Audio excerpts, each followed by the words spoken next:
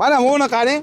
Ochilganda o'zi chiqadi. Eng qiziqarli joyi ko'pchilik 80 kiloni ko'tarmaydi deyapti ekan. Men 100 kiloman, mana 100 kilo. 3 yildan beri ishlayapti ekan, hech narsa bo'lmayapti ekan. Eng qiziqarli joyi bo'ldi qil, meni urib jonga tegdik. Mana qaranglar, mana necha o'rindiqli o'zlaring bitta kommentariy yozinglar.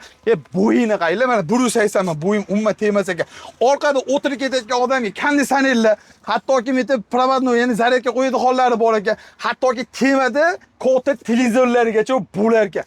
Akalar, sizlarga eng katta mashina oqtaruvdilaringmi? Buni qanday qilib qaytaramiz? Buni tepish shart emas. Akalar, eshigini yopsalaring, o'zi avtomatik kirib ketadi.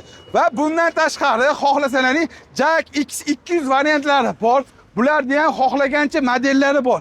U ham mayli, M3 bor. Bizda C, D kategoriya yo'q desalaring, mana sizlarga B kategoriyani o'ziga 9 o'rindiqli bo'ladi. Perivaldan o'tadi.